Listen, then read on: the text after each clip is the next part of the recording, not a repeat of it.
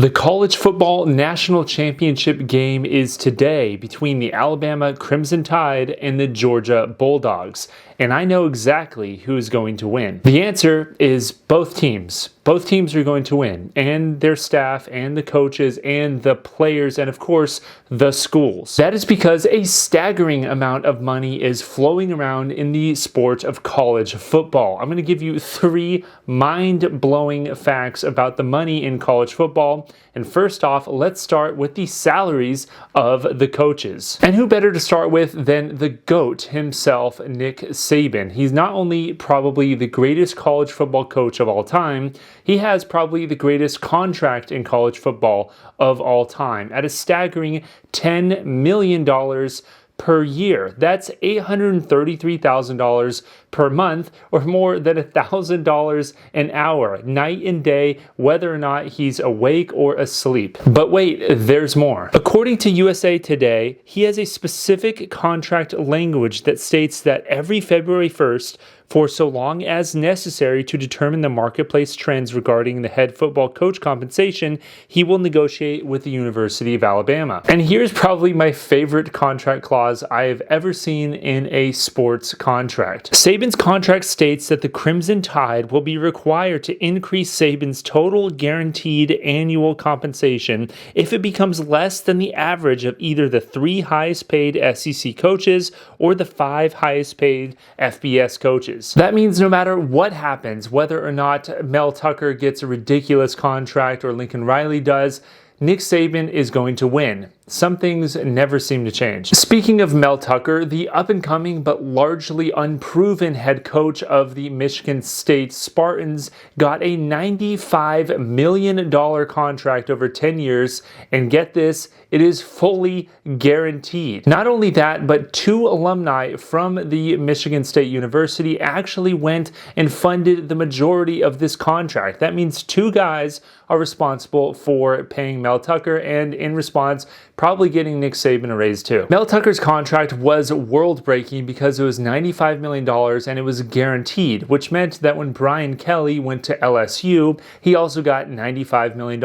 And guess what? It was also guaranteed. We also know that Jimbo Fisher's contract is $95 million, and that was guaranteed. And that's up a lot from just a couple years ago when the world of sports went crazy when Jimbo Fisher got $75 million guaranteed. I guess the guarantee only goes up in one direction. And if you thought these coaches' salaries were ridiculous, well, you've just not seen anything yet, because Lincoln Riley, the new head coach of USC Trojans, which is my team, of course, went and threw the absolute bag at him by guaranteeing him $110 million. Now that's over 10 years and it's guaranteed, but that's not all the money that he'll get right now. USC is reportedly buying both of his homes in Norman, Oklahoma for more than $500,000 over asking price for each one of them, which equates to $1 million bonus. And even though Lincoln Riley no longer has a home in Norman, Oklahoma, don't worry, USC is actually going to hook him up by giving him a $6 million home in Los Angeles. But if he ever feels homesick, or he just feels like traveling somewhere else, or maybe his family does, the USC University is giving Lincoln Riley unlimited use of a private jet for him and his family 24/7. Go Trojans. Now compare this to the origins of college football, which started out much more like an intramural sport than anything, when we had Walter Camp in 1888 as a true volunteer head coach of the Yale football team. And we also know that Pop Warner was paid a staggering $447 in 1895. Newt Rockne actually was paid quite a lot of money back in 1931, but it was an outlier for the time when he was paid $75,000. But note that a huge portion of that $75,000 came from speaking engagements, radio engagements, things that were not related to the head football coach position, much like how Nick Saban gets paid for all of those Aflac commercials. If you're wondering, $75,000 back then is equivalent to about $1 million a year today. Bear Bryant was paid in 1982 an actual large amount of money for the time. This was groundbreaking when he was paid $450,000, which is equivalent to around $2.2 million today. Back in 1982, things started to go in an upward direction pretty dramatically for head coaches of good programs. We know Bear Bryant was paid $450,000 just to be the head football coach of the Alabama Crimson Tide, which is equivalent to around $1.2 million today. But things got really interesting in around the mid-1980s when the Power 5 conferences banded together to negotiate TV rights with different agencies so they can get lots and lots of more money. The NC2A didn't exactly like that, so they sued to stop them, but the Supreme Court actually ruled in the favor of the Power 5 conferences, which led to a staggering increase in salaries for virtually every coach. It's something that we haven't seen slow down even today. And one of the biggest salary increases was Bobby Bowden of Florida State, who got a staggering amount of money equivalent to around $2.2 million today. And what do we see today is that 50 out of 50 states have their highest public employees being either a college football coach or a college basketball coach. And the highest paid government employee in the entire country by far is, of course, Nick Saban. And one last thing, even if you're terrible at your job as a head coach, so long as you have those guaranteed contracts, you're going to get what's known as a buyout from your university if they fire you. So if you're terrible at your job, you get fired, but you still get paid. That's quite the severance package. And Ed Orgeron has a ridiculous one at $17 million for his buyout, being paid over 18 monthly installments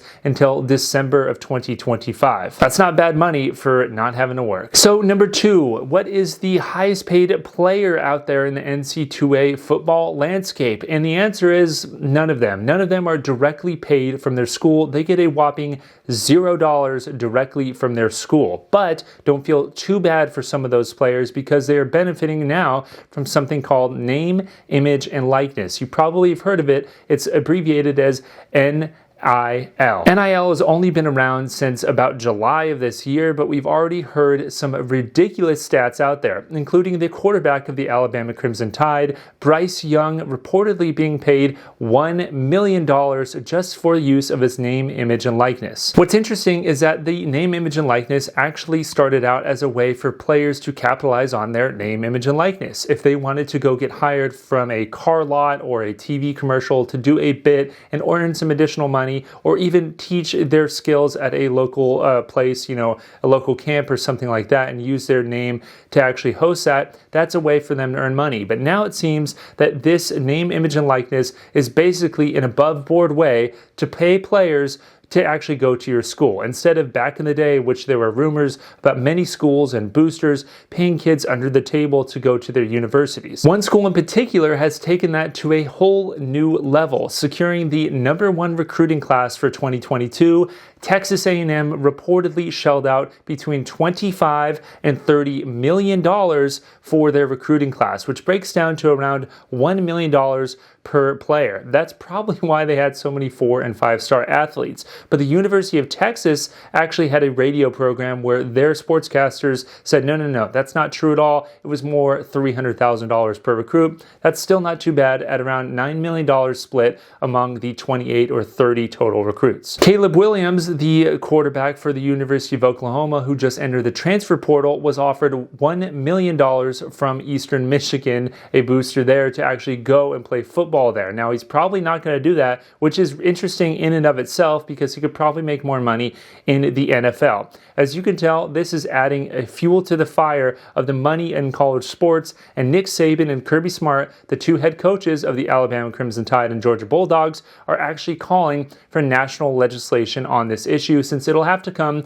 from Congress in order to be legal. Once again, Nick Saban is onto something here and probably will end up winning. Now, number 3, let's talk about the schools and the conferences and how much money they make. And they make a lot of money through television rights, including $470 million annually from ESPN to host some of the big games on their network. And they also get paid for showing up to the bowl games themselves. Now, there's a whole lot of bowls out there, around 40 in total, and many of the bowl games are, quite frankly, ridiculous. Still fun to watch, but I don't know why they're around. For example, the Jimmy Kimmel Bowl, I don't really understand that at all. But if you show up to one of the major bowl games, such as a New Year's Six Bowl, you get between $4 and $6 million for your conference. Now, if you show up to those games and you play in those games, you get $4 to $6 million.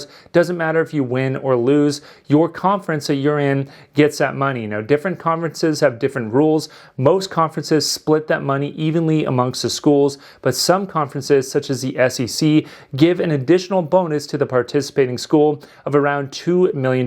So if you bring in $4 to $6 million from a New Year's Six Bowl, you get $2 million for participating, and your conference splits the rest. Now, the college football playoff rules state that you get $4 million for participating in the college football playoff. $6 million if you participate in the college football playoff semifinal game. And the national championship game, you get $0, but they will cover your full expenses for going to that game. All in all, these conferences, the Power Five, are making more than $70 million per year that they split amongst their schools as a result of bowl games and television rights, which is why you're seeing coaches' salaries go through the roof. And the more games you show up, the more money you get, the more money you could pay analysts and sports people on your team to make your team even better and invest in recruiting, and the more you can continue to win and end up in those bowl games, which is why Nick Saban always seems to come out on top. If you enjoyed this video, please comment below, like it, share it, and subscribe to the video, and let me know who you think is going to win today's national championship game. Thank you, and I'll see you around.